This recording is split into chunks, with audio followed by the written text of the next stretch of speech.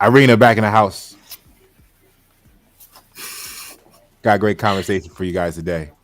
Brilliant isolation, the gift and the curse of your genius. First of all, I want everybody to know that there is a genius inside of you. Don't doubt yourself.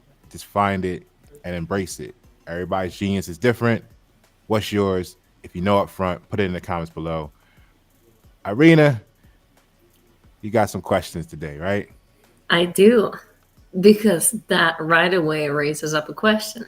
You saying that everybody is a genius, and Okay. the definition of genius is exceptional performance. It's something out of the ordinary. It's not ordinary. And me living my whole life thinking I'm ordinary and seeing people that are not ordinary, I know what genius is like. I Okay. mean, like if you look in the history too, Isaac Newton, people who have delivered a lot, Galileo Galilei, people who performed a lot over many years, who studied something and achieved something, regardless of social pressure, regardless of rejection, regardless of people not understanding them, who went beyond that and proved that, okay, that's a genius, besides another person who's just a psychopath. Okay. So we got the overachiever versus the psychopath. You got the clash between extraordinary when you feel ordinary, right? What is the what is your question with it? From Why do you say that genius is everybody, or everybody has a genius? so when you look at the etymology of the word genius, which I'm great load right now for us, it's a guardian spirit, right? But let's go before we even get that technical with it. Let's just go to the general what people use the word genius for, right? Let's do you would you agree that we could substitute the word genius with expert to some degree? I would disagree with that, because you can be an expert in some field but not a genius. Okay. The application is considerable to the word expert, which is exactly proving the point of how you can be a genius in X, while somebody else may not be a genius in that, but may be a genius in something else. So if we place that word out, expert or innovative, right? Substitute the word genius with anything of that magnitude or caliber, and you can start to see how people have spikes and then people have lows if we were to give them categories. So what happens is when you look at the spectrum of people, then this person will have areas where they're superior in, right, or strive in, right, compared to themselves and others around them. So they would appear to be of genius mind and nature in that category, right? Like a genius in mathematics and genius in, I would say, public relations or communications. Exactly. So that difference is a great example because the person in the opposite fields is not going to understand on a level or comprehend the technicalities of the other person's field. So the mathematics person is not going to may not be comprehending public relations methodologies and practices, right? So the creative aspect, by the time you implement that, of either one when looking at each other, makes it appear to be genius from their perspective. But when we go to the etymology of genius, it's actually guardian spirit, right? So inclination, wit, and talent.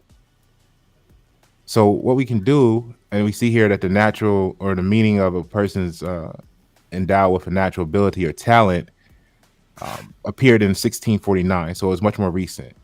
So we just look at even if you don't want to go guardian spiritish, which is interesting because hey, Pasha's talked about snatching souls out, right? So we got invoking and evoking opportunities here. But just look at inclination, wit, and talent. So everybody can naturally agree that they have a talent, right? Some wit, and everybody feels like they have inclination. So why do we doubt ourselves from being accepting our own geniuses simply because it's not the same genius as someone else in most cases? I have an answer to that. I feel Yes. like natural ability or talent is not good enough to be counted as a genius because everybody has it. And it feels like genius is something extraordinary. The natural ability that is extraordinary, that is not common among people. So isn't that the success of gaslighting in our population to make one feel less than themselves, less than oneself? Isn't that like piggyback off of our last conversation with schools, higher learning? Isn't that what makes people go to school instead of saying I could figure this out on my own? And in society, the same thing, saying, hey, you need to go to school because we don't think that you could watch a YouTube video and learn it yourself or read a book, right? So isn't that is that, or can we agree that that's the success of gaslighting 101? If you believe of yourself less than a genius, I'm gonna give it up. Yes, I would say that's believing in less than what we are ourselves. Okay.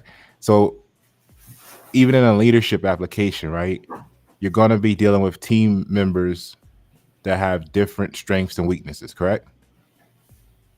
Can the weakest one come up with a brilliant idea?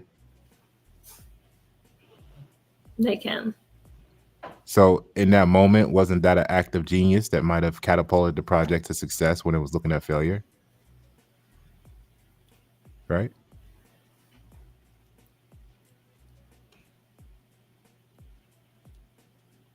Wow. Okay. Okay. So we can accept that everybody has their genius. And the thing is, don't get it twisted. Someone's genius may be playing Fortnite. You know what I mean? Like that literally may be what they're a genius at. And then they're on YouTube and Twitch with 5 million followers making $100,000 a month because they're that fucking good at the video game. You know what I'm saying? So what happens is the moment we start thinking that someone else can't be, we lose sight of what their potential is. Their potential value is lost. Once we embrace that everybody has a genius, now we look at everybody as an opportunity to discover what the genius is in them, and then let's see how I can add value to the community for the success of the community. You don't distinguish, though, the difference between the talent or the genius. For the guy who is the weakest guy in the room and who comes up with a great idea and saves the company from facing the imminent loss back onto the track to the victory, that is, it's less of a talent, more of something that the person hasn't revealed, that their intelligence that is exceptional intelligence when it comes out at the right time, at the right place. And that's less of a talent, less of a natural ability. That's more of a spark of, I would say, the spirit and genius. Between the genius and the talent and the natural ability and expertise, there is a difference. So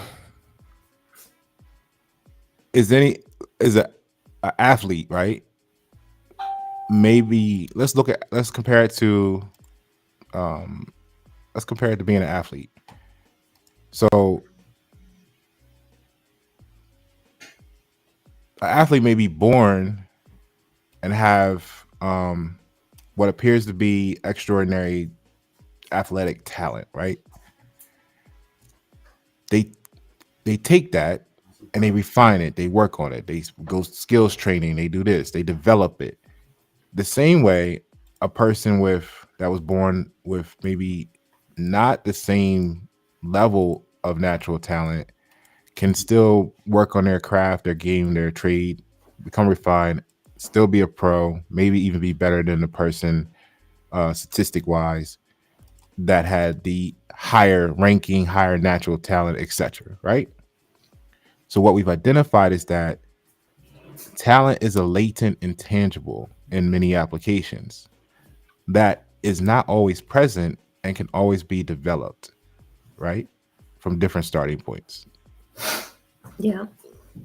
So this is how we all have the potential to reach genius level ability in what brings us joy.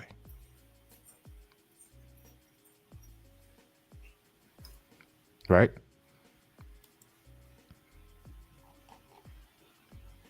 Now, now we can get into the underpinning of the title of the conversation, right?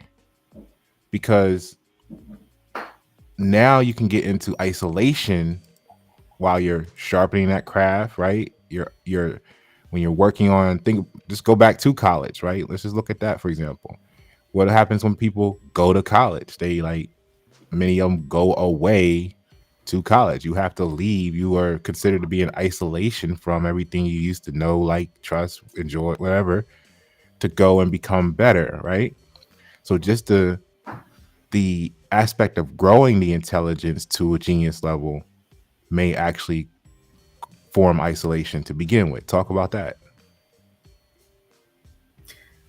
For the isolation, my thought about it was more in because the talent and the genius is going into a certain direction that is other than what most people go through. That by itself builds the isolation because and the level of intelligence is on a different level. So there becomes some disconnect, not only physical disconnect of the person going away to college. Everybody who goes to college gets some disconnect and isolation from their parents, their peers, from somebody. I mean, we graduate high school, we separate from high school friends, and we go into different ways. And there's some sort of isolation. But isolation from intelligence perspective is more on the interest base or understanding base. Because somebody who is very intelligent, for example, you at 3 years old, and then other people, they have different interests and different level of intelligence, and it becomes a disconnect to be able to connect and be friends and be engaged into a conversation with somebody who has a different level of intelligence, different level of understanding, different interests. It's challenging to communicate with people that are so drastically different. I think I think that's a great point that you bring up there that causes people to wind up in isolation and also want to isolate people from the gen pop, right? Because like, man, this guy's fatiguing me every time we talk. It's like I get fried. I'm trying to just relax and chill. I gotta go to work tomorrow. This is not, you know what I mean? So here's the quote though. The closer you get to where you see yourself going in life, the more the people around you become what you expect. So let's look at the situation. You're born, you go home with your parents to a neighborhood. You didn't pick that neighborhood. So you didn't pick the people that's your neighbors, right? So that means that chances are they're not all wanting to arrive at the same destination in 10 years as you are working so diligently to get to, that you are molding yourself into becoming. So you have different appreciations, different expectations, different values. The same way when you go to the workplace, that's not yours. You know what I mean? I mean that you work there, but it's not like your company. You didn't pick your coworkers, right? So you're in there you're having fun discussing philosophical topics and whatever, and they're like, oh my god, you know, what I mean, the the separation occurs, right? Because they feel like they're not enjoying themselves around you because they don't value the intelligence. So you may value it because that's part of your goal, your walk. So that's the underlying thing there is the closer we get to where we see ourselves going, the more the people around us become what we expect. Does that help?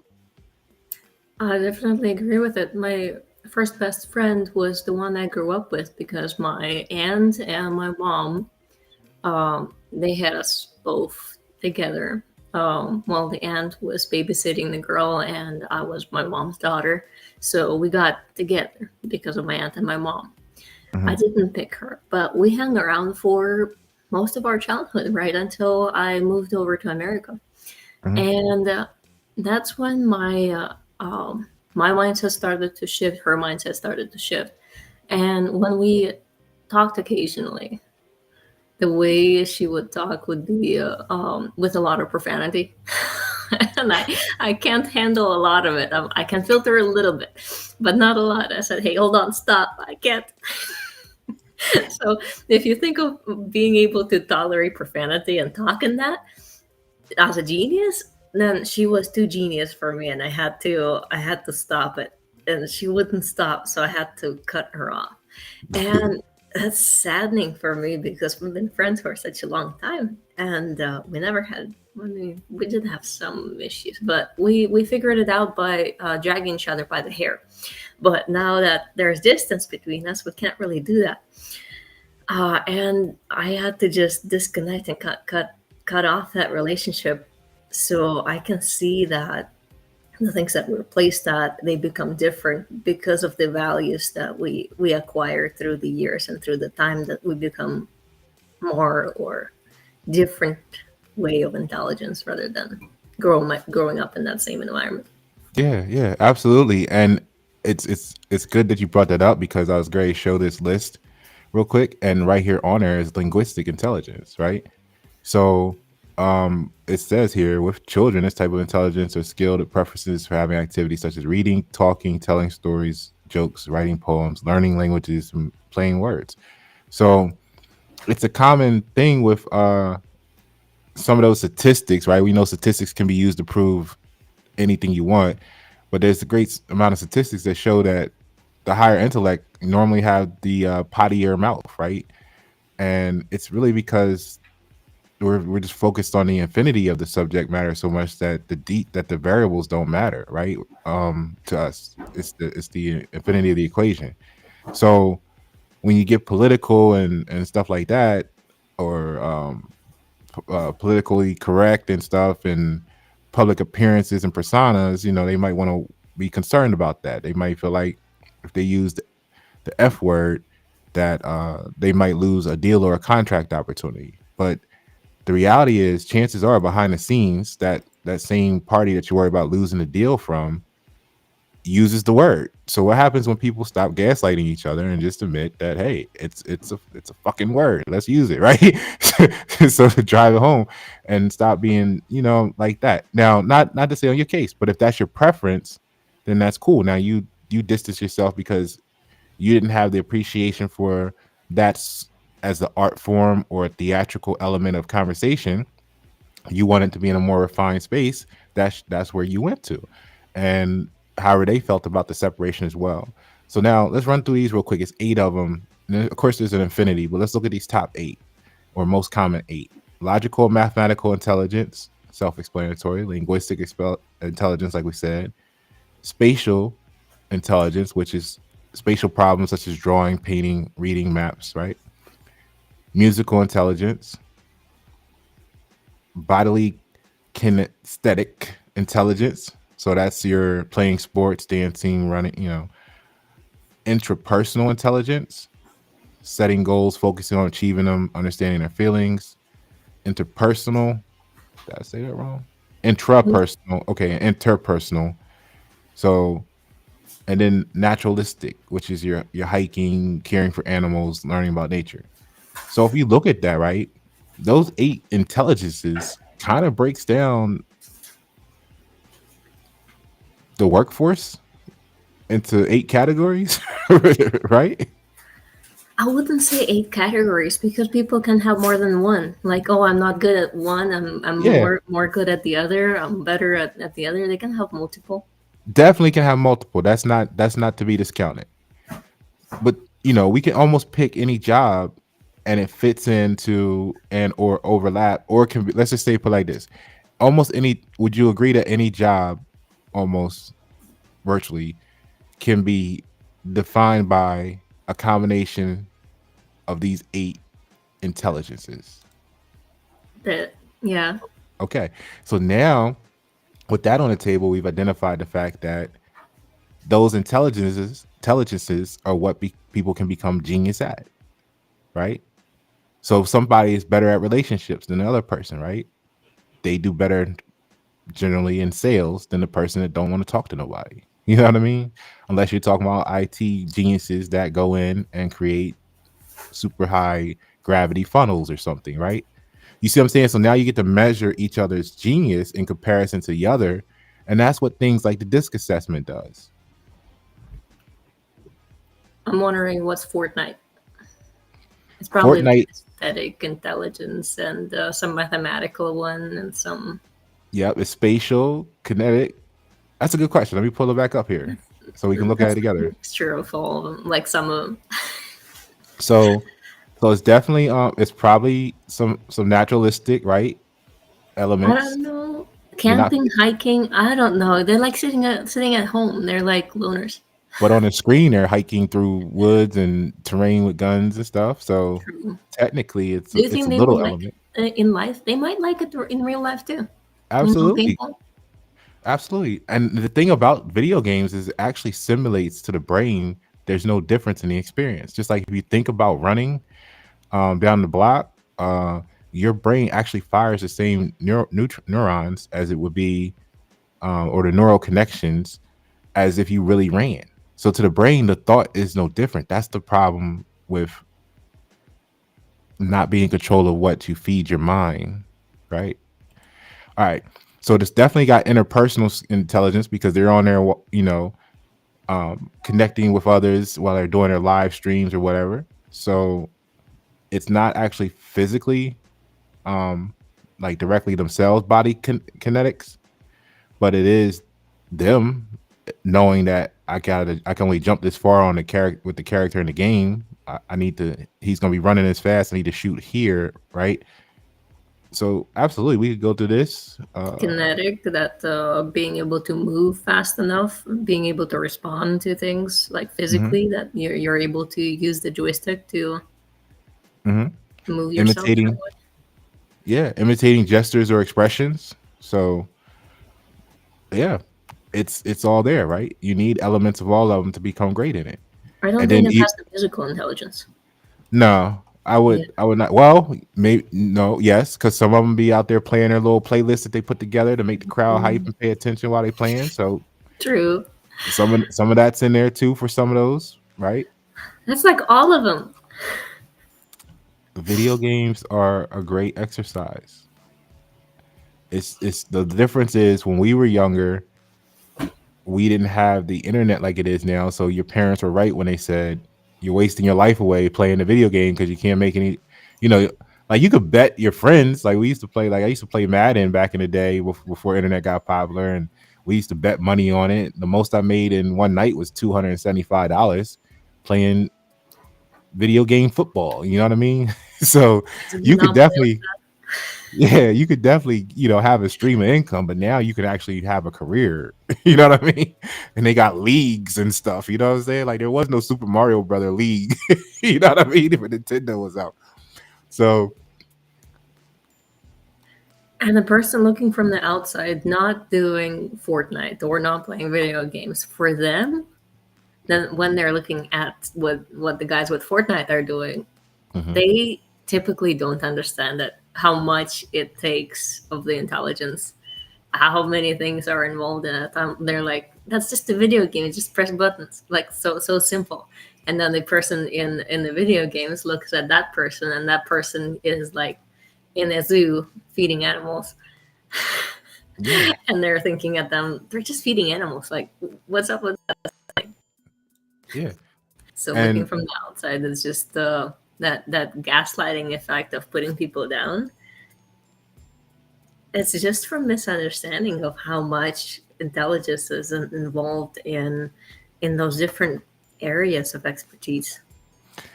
now use the video game as the variable because it can represent anything in life, right? It can represent your sports. It can represent your going to school for biology. It can represent whatever, right?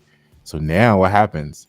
You want to share with your quote unquote friends, family, and share that experience and what you enjoy and passion or enthusiasm for, right? Um, but they don't want to play the game with you. They're looking at you, judging you from outside like that. They're disconnected because they don't appreciate it for value. So the same way you're sitting there playing the game with yourself, but now you have the internet, so you're not by yourself. You can connect with Irina 2 time zones away, and but now to them, you still appear isolated in the house or in the relationship. You see what I'm saying?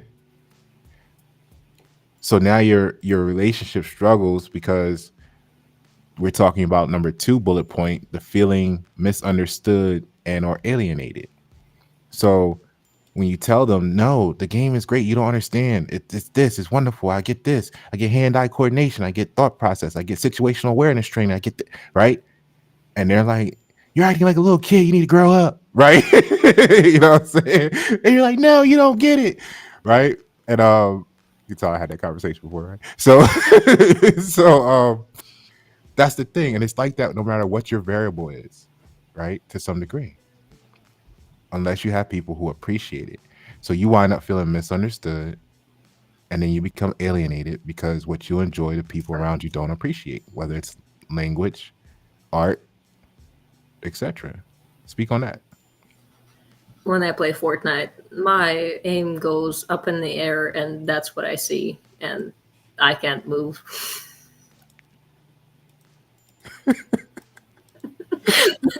Talking about spatial awareness, when the aim goes up, you can't. There is no way. And that's my life. That's a challenging life. So Especially with the joystick. With the mouse, it's like, okay, I can kind of like avoid from going into the air, just press it down. But with a joystick, that's it. That's where it stays. you gotta put the work in. you gotta put the you gotta put some more work in. But it's frustrating. You get people shooting at you. It's so it's stressful. Yeah, I get yeah. afraid. This is like watching a horror movie. This is like I'm gonna die. I'm gonna die. Now, and then how many people felt like that their first day of college? You see, it's all relatable, right? And then And you for go me, in. college was easy, just because I know how to remember things shortly and pass the exams. But people, not everybody has that. And what about from a social aspect? Because maybe you excel or this person excels in intra or interpersonal relationships, right? So they're social, they're networking, and everybody's great, they're whatever, and you're trying to just hurry back to play Fortnite because who understands me, right? Like, so I hurried back to watch anime. they see. So anime is another I thing, missed, right? I missed the parties. I didn't really hang out with people. I don't know, just 2 years passed like done. I was up excited, not excited, and when not excited, let's hurry up, watch anime all day. Mhm. And then I went back to school and did my work, and then as little as possible, that's what I put in so I can get out. But So when you have highly intelligent, per my notes here, individuals, they often grapple with intense cognitive processing, heightened sensitivity, and deep awareness for complex issues. Do you feel like maybe with all of those being present in anime is why certain groups of people are drawn to it, almost to cult-like experiences, and others are like, it's just a cartoon. What are you doing, right? So even that, there's an element of genius to appreciate the elements in the anime? Probably just because it has things that just grab you and keep you at the interest, the focus on it. So there's another way you become isolated, right? Because now what happens when you are around people that you want to share, that you would normally want to watch it with yourself, right? At that moment, but you're with them, and now you have an impasse because they don't want to watch it. So now you can't enjoy it because they're going to be complaining, nagging, downing it. You might want to share it with them to give them an opportunity to appreciate it. Now you see, substitute that variable for anything in life, right? The isolation factor there, the feeling misunderstood. How does that look now from that angle? Well, from back then, I was okay with like just being alone, being under the blanket, and just spending nights and days Right. watching. And I was okay with nobody else watching it. But now that I'm thinking about it, I would be. It would be fun to go to a Comic Con. Yeah. Just thinking about it for people with the same interest, and I didn't have any people with the same interest. I just didn't get a chance to. Right. So the misconceptions, right? The imbalances in what people enjoy causes isolation, just generally speaking. So now what happens when you take that from average stuff and go to from I don't even want to say average because we're dismissing the genius potential even in saying that, right? So let me play it up for theatricals. When you change the variable from anime versus cartoons to video games versus uh, military training, right? Level training and expertise. Um, Now what happens when you go to quantum physics? When you start doing stuff like what we do, like that's part of why I enjoy doing logos and graphic designs, because I enjoy the actual psychology element of it, right? And that translation of energy and manifestation in one's mental of what's important. So for me, that's a great puzzle, right? So when you start studying stuff like that, it really fucks you up, right? Because now you're learning high level psychology on a high level psychology, right? So now the conversations you would have normally had with people and that they're used to talking to other people, it don't really go the same way with you, because the hardest part of having any wisdom is constantly remaining disciplined to the knowledge, right? So you're just exercising your expertise, like, no, you can't really say that because this, that, the other, blah, blah, blah, blah. They're like, I don't want to be around you no more, right? And all you're trying to do is be true. Talking to some business people, and I'm seeing them in a rat wheel for the money, that they are the gear that spins the company and they can't take themselves away from it. I'm looking at it and I'm thinking, I don't want to be in that situation right there. And my way of finding a way out of it is to create systems that can run without me. Perpetual engine, Mhm. perpetual machine, something that can run without you, and you just let it be, don't worry about it. And when I talk with people that, okay, we don't work for money, we work for free, they're like, that's an interesting business model, how do you get money? I'm like, Mhm. we get donations, but we don't rely on them. Donations good, no donations good too. Yeah. And And just don't understand it. it's like, now take that, right? So you see how that puts you in isolation there, even among your peers, and step out of the peers in the industry and then just talk to your family members and friends. You're talking foreign to them, right? So now what happens when you take that to the next level? You said how, hey, you see them at a company being in the rat race for quote unquote money, which hasn't existed since the 1930s, because the United States slash government took it out of circulation in the 30s. So people actually believed they're making money but there is no money. So when you hear all the conversations about how much money people making, I'm lost right there because I'm looking at insanity, right? But look, now take it to the level of expanding that rat race position and attitude, because attitude means position, to actually just being a part of the United States corporation, not knowing that it's a company and not actually a nation. Now imagine trying to have quote unquote friends, right? You already got your genius video game anime shit going on. You're talking about, hey, the world should be free, and now you want to tell them that you're not a citizen of the United States, you're an American. Your You lost. population. You lost. And then you're like, okay, I'm just gonna dress up like a hippie, and then see who follows me just because I have a beard. Yeah, let's just do the beard thing, right? It's so simple. They can connect to that.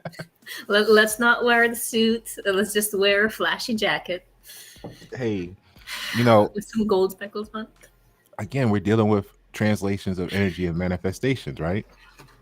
So what people don't realize is when they put on that suit, they're putting on a product of England. It's actually a English military outfit is where that originated from. So if you think about evoking and invoking, see, here we go again, right? The more intelligence you have, this is why when you hear me say I'm in the top 2%, I test in the top 2%, like not trying to be bragging or anything, you know, Fernando still beat me 2 out of 3 games in chess the other day, right? I won one and I'm going to win the next one. All right. But anyway, the point of the matter is when I say I'm in the top 2%, I test in the top 2%, what I'm really articulating is it's a fucking prison, because what that means is that 98% of the population is not going to easily connect with ideas and concepts and perspectives I have without extra effort. The problem is, or the opportunity is, that I can't depend on them to appreciate the value of going the extra mile or putting in the extra effort for comprehension. So we got to do it all for them. And if you think about yourself and even Fernando, you can relate to times you had to do that in your own way, shape, or form. And that's the difference. Okay.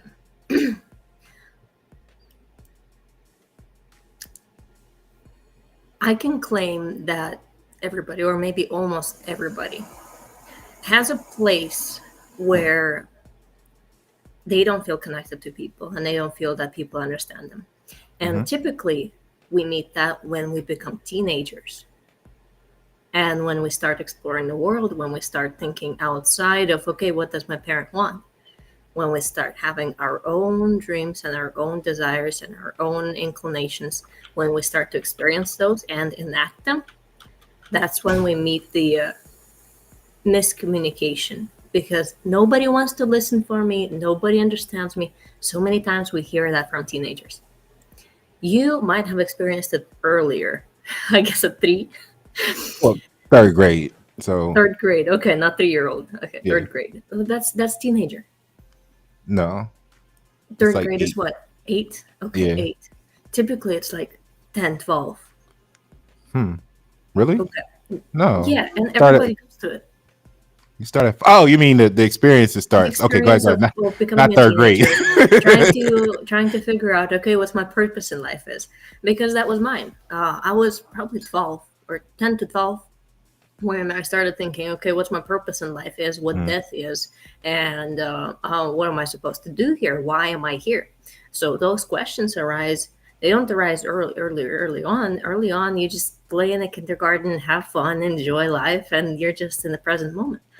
And later on, that's when we start questioning. That's when our awareness of ourselves versus the world kicks in, and we separate ourselves. We're like, okay, I'm an individual and I have my own dreams and thoughts and I have my own talents and I'm different. We start to isolate ourselves when we see that we are different than everything around us, that I'm different than the plant. And that's when we experience it, some sort of isolation. And when we grow up, we try to tailor our personal self-image more to be able to connect with other people because we don't want to feel lonely. I find that with my definition of genius, so being extraordinary Hmm.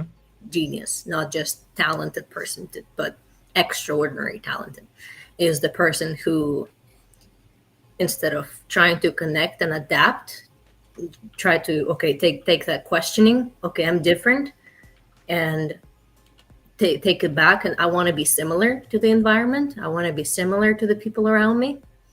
Take it and run with it to how far, how much I can be different, how far I can take this down. More interested in themselves and their personal development rather than bringing back and connecting with other people. Even though connecting with other people is important, because then the genius is rejected from the society because they're so much into themselves and working on their own thing and improving their own intelligence, and then the people they don't understand. I think you bring up some high value tangents for empowerment indirectly.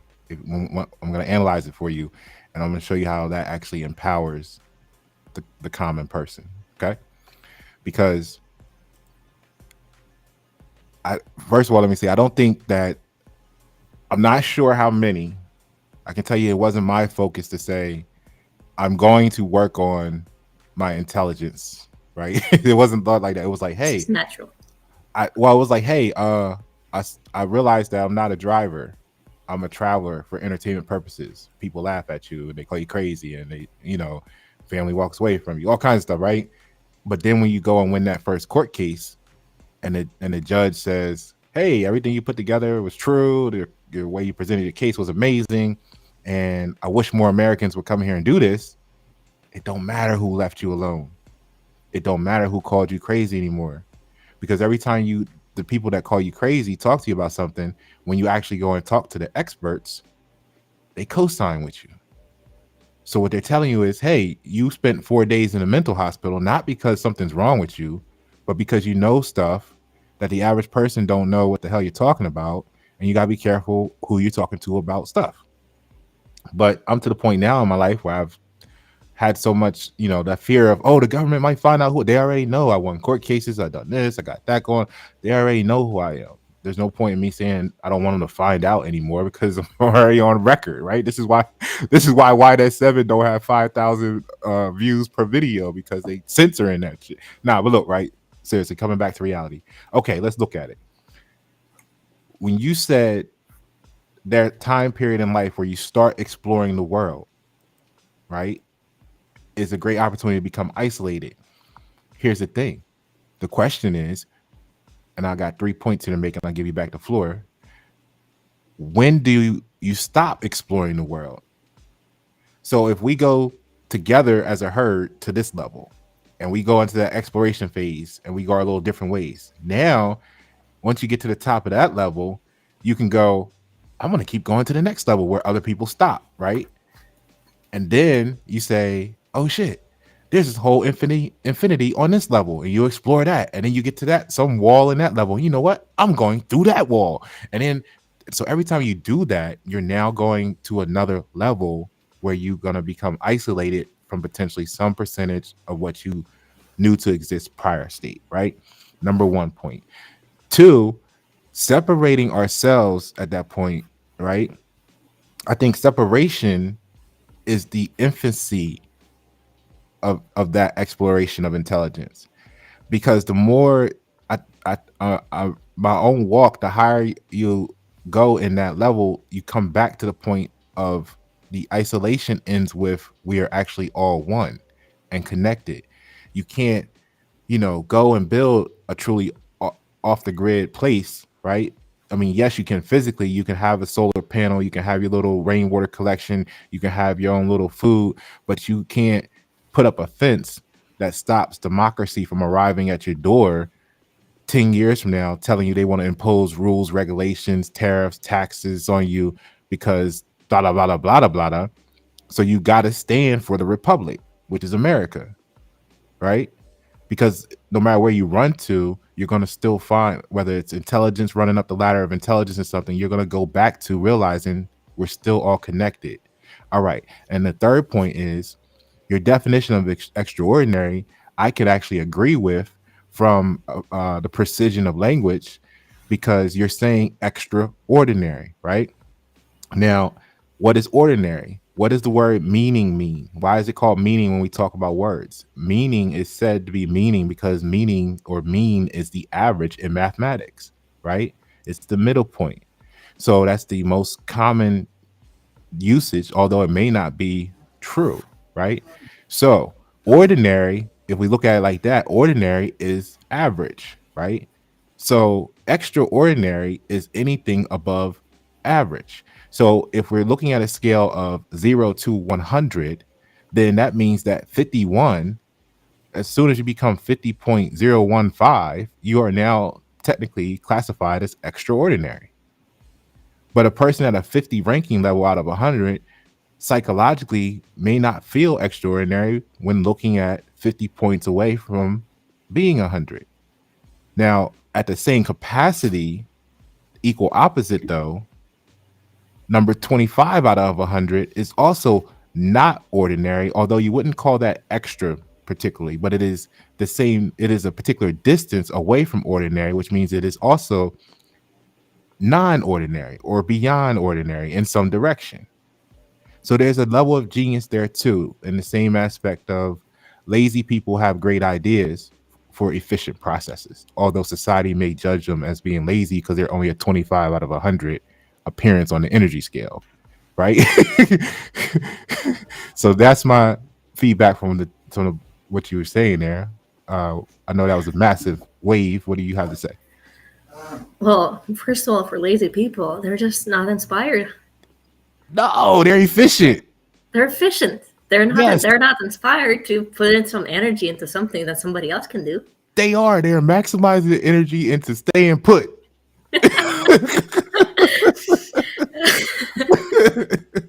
But they can have some great ideas, but the great ideas, they don't exist in reality without people with great action, without people that put in those 50% of the effort to make things going.